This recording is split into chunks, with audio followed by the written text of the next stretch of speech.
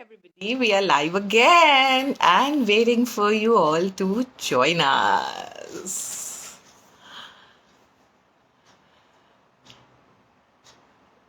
And while each of you join, and I can see that people have started to join, drop a hello, drop a hi. Hi Anuj, hi Aditya, hi Sonen, hello Lavkush, Shrey, and everybody else. Drop us a heart, drop us a hello, say hi. How are you doing? It's a bright sunny afternoon here in Delhi NCR, and we are here back on Dreamland Publication live with another story. Hi everybody, I am Shivani Kanoria, a professional storyteller, applied theatre practitioner and an explorer. I love to explore stories in any of its format and love to spread the joy of stories to storify the nation. And in this series of stories, we are bringing stories after stories from Dreamland Publications. And today is a very, very, very, very, very special day. Can you guess what it is? Have you seen the poster? Do you know what it is today? Why we are here? What are we going to celebrate? Hello, Gosai. Let me see if we have seen the poster and we know what are we going to do today. Whose book are we going to read today? Any guesses?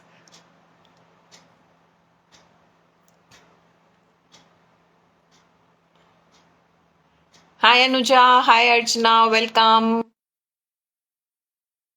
If you've seen our poster, today is Ruskin Bond's birthday. Yes, the beloved writer from the mountain. Yes, thank you, Anuja. Yes, we are going to read Ruskin Bond's story today. And Ruskin Bond. The first thing that comes to my mind when I hear Ruskin Bond is, but before I tell, what is the first thing that comes to your mind when you hear this name, Ruskin Bond? Let's see. Yes, Sapna, what is the first thing that comes to your mind when you hear Ruskin Bond? Make sure that you're sitting with your families, whosoever is at home. It's a short, pretty, short, teeny mini lives. Be with us for 10 minutes. Enjoy this together with your family, with your kids. Mountains. Anuja says she remembers mountains. I think of Masuri. And he is our mountain writer. He is the beloved writer, and it's his birthday today. So that's what we are here for. And you know what I love the most, and the entire world loves the most about his writing? It's the connect with the nature, with people, with lives, with emotions, with culture, the way he would explain even, a river flowing in his words. It's so simplistic that you don't have to, boggle your heads to understand what's written. It's a flowy, simple language, because that's the kind of storyteller I am. I love simplicity. Simple language, no juggling heads for my listeners. And I think that's the beauty of Bond's writing that mesmerizes everyone into his world. So today, the story you all know is this, The Little Princess, and this one is a book published by Dreamland. It's a beautifully illustrated version, as you can see from the cover itself. Now, I had two choices. Like every time I could do a storytelling, I can do my version of this book. But today we are celebrating Ruskin Bond, and what I thought was and will be appropriate is to read aloud the book today, because I want you all to experience his language, his metaphorical words and phrases that he uses, and the simplicity with which he sort of takes you into the world. So because the story, The Little Princess, the story today is not a very simpleton story, okay? And you'll see why I say that. And this opens a lot of conversations about open-ended endings, about enigmatic endings, about something that you may not be comfortable introducing to your child, too imaginary. So let's read this together and then figure that out. Yeah? So are you ready Give me a heart, give me a hi, say hello, say ready, say yes in the chat box so that I know that you're ready to read aloud this book together with me. Let me see, let me see. I'm waiting. I'm waiting for all your hearts, for your hellos before I start reading aloud. Okay, great, great, great, great. I got some hearts here. So, yes, we are ready. Let's go. This book is called The Little Princess by written by Ruskin Bond, and it's published by Dreamland, of course. Look at the beautiful spreads. I would just like to say a big thanks to the illustrator who has done this beautiful work. I was lonely that winter. I was 10 years old and I had lost my father, a dear companion, a few months earlier. I had come to Dehradun from my boarding school on the hills to be with my mother and stepfather. They were kind to me, but it wasn't the same. Their interests, hunting and dance practice were at variance with my bookish and rather dreamy personality. I wandered about on my own down the tree lined lanes of the Lanbala, across the dry riverbed, into the tea gardens, into the sal forest. Dehradun was a small town then, and you could get to know it just by walking about. We were living in a rented bungalow at the far end of in the road. There were a few scattered houses on this road, as well as a few large patches of empty land. You won't find any empty space in Dehradun today, and many of the old bungalows have disappeared, marking way for apartment buildings. That's how we are living today as well, right? This is what is happening at such a fast, fast pace. But 75 years ago, the town still had its open spaces, and the narrow roads and lanes were meant for bicycle and pony drawn tongas. Only a few people had motor cars. And let me tell you that a lot of Ruskin Bond's writing is influenced by his own life. So he is a child from the mountains whose parents separated when he was very young, and he had to separate from his father because he had to stay with the other family. And so a lot of you will see in his stories that a lot of things that are there in his stories have a his real life has a lot of influence on that, on the structure, on the setting, on the plot. And now, continuing the story, across the road from our house was a stretch of wasteland, usually deserted, and on the other side of this empty ground was a little lane, passing through a bamboo grove and leading where? Where does that lane go? I asked my mother one day. Nowhere in particular, she said. I think there is an old palace somewhere behind the trees, but no one lives there now. You won't see anyone coming or going. But I was curious about that little lane and I was determined to explore it. So one day after lunch, I set off across the stretch of the open land and soon found myself in the shadow of the tall bamboos that all but hid the land from casual strollers. There were a few laburnums and acacias scattered here and there, and the thick foliage cut off the sunlight, the sun being low on the sky late in December. Now imagine with such a beautiful description of a place, how is it possible that place doesn't come alive in front of your eyes? You know the flowers, you know there are tall bamboos, you know that there are laburnums and acacias here and there. So this is the beauty of Bond's writing. Now, this was the place, he's entering that place, and there is something strange about it. No birds sang, and I saw no people on that lane, and no animals, not even a stray dog. When I came to the end of the lane, I came to a high wall.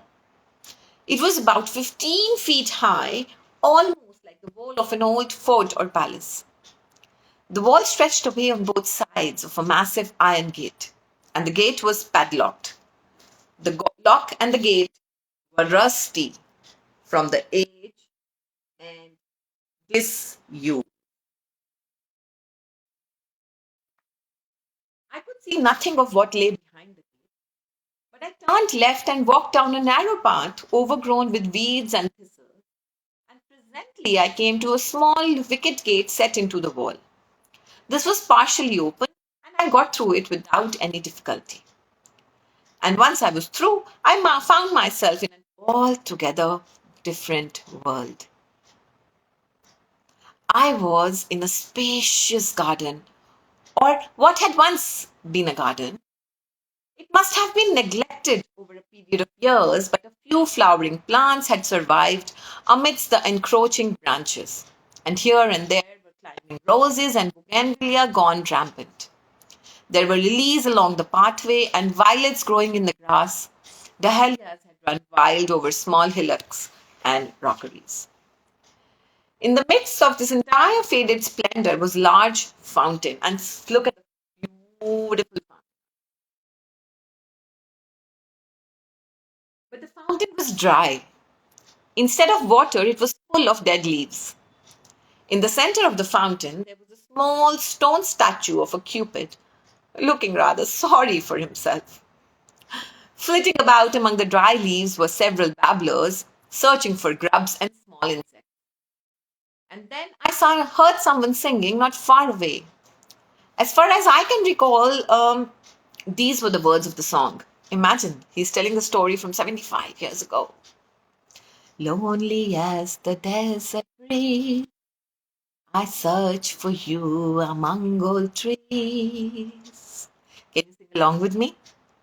Lonely as the desert breeze, I search for you among old trees, but they are far, far away, and I am lonely. It was a small voice, and it came from a small girl. Now imagine singing this song like a small girl. Lonely as the desert breeze, I search for you among old trees, but they are far, far away, and I am lonely. She must have been about my age, and she had just walked into the clearing, and she stood still when she saw me. We see this little girl. She had sparkling eyes and tender lips. There was a yellow ribbon on her raven black hair. She was dressed in an old-fashioned way, her gown coming down to her small feet, which were clad in gold-embroidered slippers. Her gown was ruby red. A necklace of seeded rudraksh beads covered her slender throat. Have you come to see me? She asked politely. I wasn't sure how to answer her question, so I just said yes and kept staring at her. Good. I wanted someone to talk to. And Granny said you would come. Granny? I repeated politely. Yes, she's up there on the balcony of the palace. She pointed towards the ancient building that stood at the far end of the garden. Can you see her? I shaded my eyes from the slanting sun and looked up at the palace window, but I could see nothing. The sun is in my eyes, I said. The clouds have gone. The sun is out. Now everything is fresh. Come, let me show you the garden. Do you like hollyhocks? I like all flowers. But where are the hollyhocks? They seem to have wandered off, but they were here yesterday. But look, here's a pansy. She plucked a single pansy and presented it to me. And doesn't it have a funny face? Children, if you're watching, next time you go to the park, find these pansies. They're almost everywhere. And look at their funny face. Like Oliver Hardy, I said, naming my favorite comedian. We both laughed. And then she was suddenly, so this is the moment of fun that they're having together. And then she was suddenly serious. I am a princess. You must be. I must. Because you're so pretty. All girls are pretty. Don't you think so? I hadn't noticed. You are what my father would have called a diplomat. Your father? Where is he? Under the deep blue sea. They sailed away to Europe, my father and mother. The ship went down in a storm and they went with it. Now there is only Granny and me.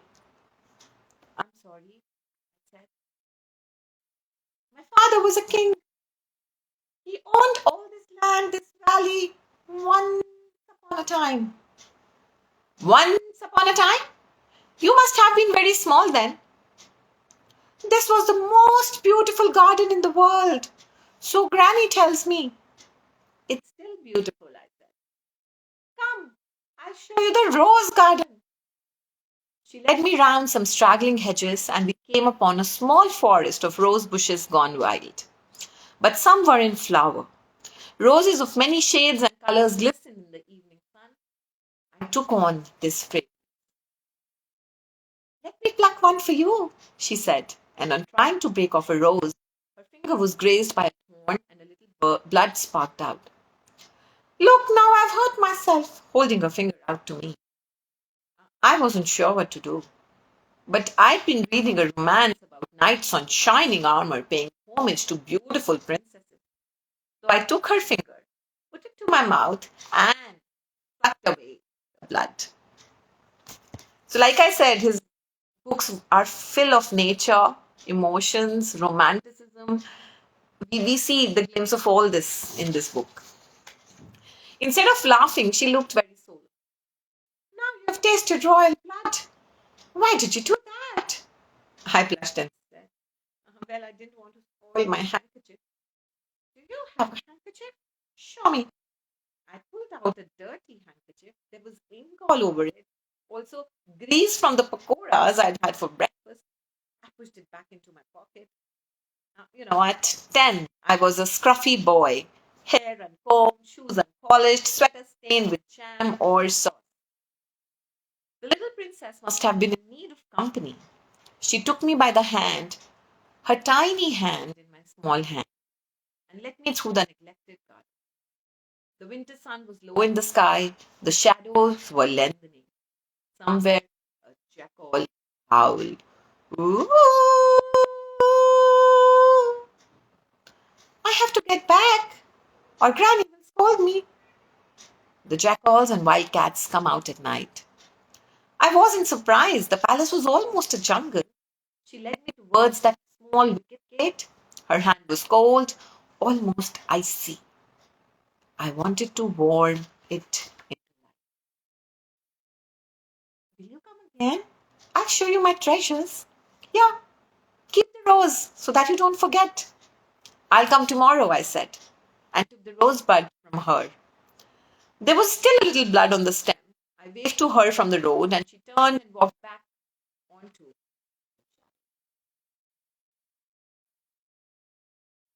The story doesn't end here. See what happens. It had been an adventure of sorts for me, and I was keen to see the little girl again. Was she really a princess? And did she live there all alone with a grandmother and a couple of old relatives? I was lonely and needed a friend. Did she need one too? This loneliness is also a big part of Rusty's, as Ruskin Bond is lovingly called, his life. The next day I smartened myself up, surprised my mother by demanding a hot bath, changed my shirt, wore my best pullover, put hair cream on my hair, and plastered it down, stuffed a clean handkerchief into my pocket, and set off again, down the lane to the old palace wall and the neglected gardens. The front gate was still locked, so I made my way down the path to where I'd found the little wicket gate. But I couldn't find it. I walked up and down that deserted path, examining the wall, up and down the path, wondering if somehow I had missed it. But it just wasn't there. I met an old woman taking home a small pile of firewood. I stopped her with folded hands and said, there was a small gate here, but I can't find it. She shook her head. No gate here, only the big one. Locked for many years. No one lives here now. And she continued on her way. I looked again, wandered up and down that path, but there was no trace of the wicket gate. I thought of attempting to climb the wall, but it was very high and there were shards of glass set into its rim. Discouraged and disappointed, I made my solitary way home. You're very smart today, observed my mother. Mothers have this keen eye, right? Have you been to a party? Yes, I said, but it was soon over. The following day, I made another exploration of the old wall, but there was still no entrance other than the locked gate. I spoke to Dhuki, an old gardener who had lived in the town for over half a century. Did he know anything about the deserted mansion or palace? Mansion or palace? Did someone still live there? Not anymore, he said. The Raja and his Rani died many years ago when the ship went down. There was a little girl, their daughter, but she perished in the epidemic of 32. And that was just before you were born, Baba. Now the property is in the hands of strangers, distant relatives from another state. It is up for sale, I think. And that was that. Had I really entered that garden and met that little girl who called herself a princess? Or had I imagined the whole thing? Had it been a dream? Or had I been reading too many books of romance and created a fantasy of my own? Had I experienced a ghostly encounter? Um, but she had seemed real enough, and I still possessed the rose she had given me. It was pressed into my copy of Alexander Dumas' The Black Tulip, a substantial volume full of romance, intrigue, maidens in distress, and young adventurers dashing to their rescue, just like how all old fairy tales were. Mostly. You read too much, said my mother. You should go out and play cricket with the children down the road. But I'd had it enough of cricket at school. I was always the 12th man doing the fielding when someone wanted a rest. And before long, it was time to return to my school on the hills. 9 months had passed before I was back in Dehradun. And in what time? Many changes had taken place. We had left the Dalanwala house and were now living on the canal road, not far from my grandmother's house, where old Duki looked after the garden. He told me that the old palace had become a girls' school. The ground turned into playing fields. Sometimes properties change hands in mysterious ways. I hadn't forgotten the little princess, and I think I secretly hoped that I would meet her. I dreamt of her sometimes. She was in and out of my dreams as though she too wanted to be with me. At times, the dreams were very vivid, and I could still feel her hand in mine. It was half an hour's walk to the Landwala. The little lane had been broadened and the old gate had been replaced. It was half an hour's walk to the Landwala. The little lane had been broadened and the old gate had been replaced by a brightly painted iron gate with the school names emblazoned across. The wall remained, but it was now a dazzling white. A few cars were parked nearby. I leant against the trunk of a mango tree, trying to look concerned. And a bell rang, dun, dun, dun, dun, dun. The colourful gate swung open, and a swarm of buzzing schoolgirls emerged into the open. They moved past me in groups, chattering among themselves, taking little or no notice of me. Who was I anyway? But one or two stopped to stare, for I was a funny-looking boy with buck teeth and unruly hair. A few had bicycles, others made for the cars or pony traps. I must have looked very rude, looking closely at all of them, trying to see if any of them resembled the girl who had led me through the garden, which had vanished along with everything else that had been there the previous year. Pretty girls, plain girls, smiling girls, frowning girls, singing girls, thoughtful girls, thin girls, tall girls, all kind of girls passed by, homeward bound. But my little princess was not among them. She had gone home long ago.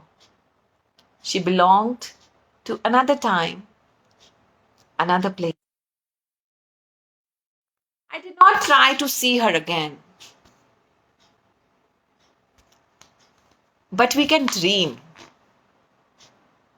can we? And that's the end of the story. If you were here and listening, let's wish Ruskin Bond a very, very, very happy birthday together for the beauties that he produces.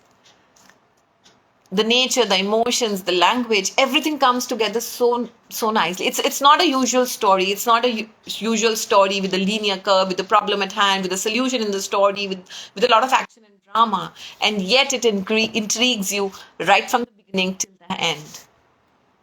And that's the beauty of Ruskin Bond's writing, and that's why I thought that I can only do justice to this beautifully written short story by the way of a read aloud. Any thoughts that are coming to your mind right now? If you were listening, please put them in the chat box. If you have any questions for us, please put them in the chat box. I'll be happy to take them as well.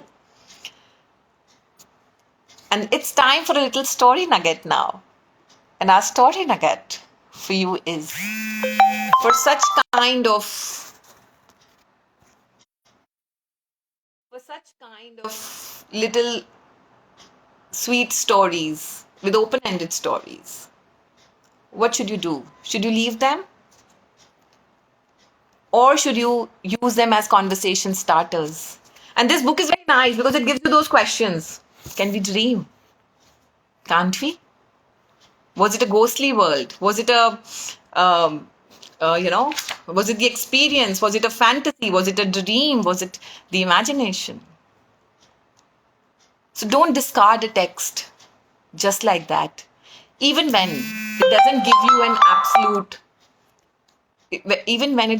you an absolute ending. So these calls are telling me that I've crossed my 10-minute time, 15-minute time that I promised to you by a lot. And with this note of appreciating open-ended text, of initiating conversations, harnessing discussions, and making stories a part of your lives with this promise, let's wish Ruskin Bond a very happy birthday once again.